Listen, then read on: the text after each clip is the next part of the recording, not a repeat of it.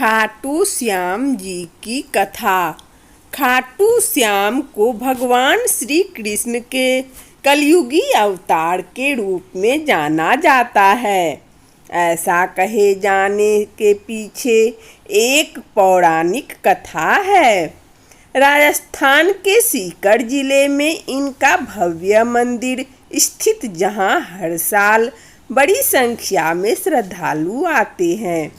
लोगों का विश्वास है कि बाबा श्याम सभी की मुरादें पूरी करते हैं और रंग को भी राजा बना सकते हैं।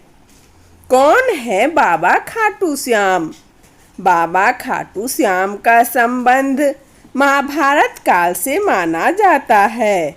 यह पांडु पुत्र भीम के पौत्र थे। ऐसी कथा है कि खाटू श्याम की अपार शक्ति और क्षमता से प्रभावित होकर श्री कृष्ण जी ने इन्हें कलयुग में अपने नाम से पूजे जाने का वरदान दिया था। खाटू श्याम की कथा इस प्रकार है। लाक्षागृह की घटना में प्राण बचाकर वन वन भटकते पांडवों की मुलाकात हिडिंबा नाम की राक्षसी से हुआ। यह भीम को पति रूप में प्राप्त करना चाहती थी। माता कुंती की आज्ञा से भीम और हिडिंबा का विवाह हुआ, जिससे घटोत्कच का जन्म हुआ। घटोत्कच का पुत्र हुआ बार्बरिक, जो अपने पिता से भी शक्तिशाली और मायावी था। बर्बरिक देवी का उपासक था। देवी के वरदान से उसे 3 दिव्य बाण प्राप्त हुए थे, जो अपने लक्ष्य को भेद कर वापस लौट आते थे। इनकी वजह से बर्बरिक अजय हो गया था। महाभारत के युद्ध के दौरान बर्बरिक युद्ध देखने के इरादे से कुरुक्षेत्र आ रहा था।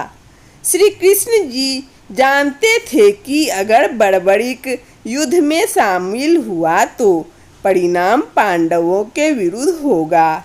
बर्बरिक को रोकने के लिए श्री कृष्ण जी गरीब ब्राह्मण का वेश बनकर बर्बरिक के सामने आए। अनजान बनते हुए श्री कृष्ण जी ने बर्बरिक से पूछा कि तुम कौन हो और कुरुक्षेत्र क्यों जा रहे हो? जवाब में बर्बरिक ने बताया कि वह एक दानी योद्धा है, जो अपने एक बाण से ही महाभारत युद्ध का निर्णय कर सकता है। श्री कृष्ण जी ने उसकी परीक्षा लेनी चाही, तो उसने एक बाण चलाया, जिससे पीपल के पेड़ के सारे पत्तों में छेद हो गया। एक पत्ता श्री कृष्ण के पैर के नीचे था, इसीलिए बाण पैर के ऊपर ठहर गया। श्री कृष्ण जी बर्बरिक की क्षमता से हैरान थे और किसी भी तरह से उसे युद्ध में भाग लेने से रोकना चाहते थे। इसके लिए श्री कृष्ण जी ने बर्बरिक से कहा कि तुम तो बड़े पराक्रमी हो, मुझ गरीब को कुछ दान नहीं दोगे? बर्बरिक ने जब दान मांगने के लिए कहा, तो श्री कृष्ण जी ने बर्बरिक से उसका शीश मांग लिया। बर्बरिक समझ गया कि यह ब्राह्मण नहीं, कोई और है, और वास्तविक परिचय देने के लिए कहा। श्री कृष्ण जी ने अपना वास्तविक परिचय दिया, तो बर्बरिक ने खुशी खुशी शीश दान देना स्वीकार कर लिया। रात भर भजन पूजन कर फाल्गुन शुक्ल द्वादशी को स्नान पूजा करके बर्बरिक ने अपने हाथ से अपना शीश श्री कृष्ण जी को दान कर दिया। शीश दान से पहले बर्बरिक ने श्री कृष्ण जी से युद्ध देखने की इच्छा जताई थी, इसीलिए श्री कृष्ण जी ने बर्बरिक के कटे शीश को युद्ध अवलोकन के लिए एक ऊंचे स्थान पर स्थापित कर दिया। युद्ध में विजय श्री प्राप्त होने पर पांडव विजय का श्रेय लेने हेतु वाद विवाद कर रहे थे। तब श्री कृष्ण जी ने कहा कि इसका निर्णय बर्बरिक का शीश कर सकता है। बर्बरिक के शीश ने बताया कि युद्ध में श्री कृष्ण जी का सुदर्शन चक्र चल रहा था, जिससे कटे हुए वृक्ष की तरह योद्धा रणभूमि में गिर रहे थे। द्रौपदी महाकाली के रूप में रक्तपान कर रही थी।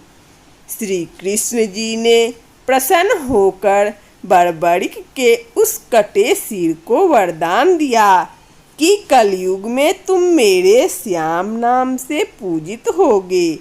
तुम्हारे स्मरण मात्र से ही भक्तों का कल्याण होगा और धर्म, अर्थ, काम, मोक्ष की प्राप्ति होगी। स्वप्न दर्शनोपरांत बाबा श्याम खाटू धाम में स्थित श्याम कुंड से प्रकट हुए थे।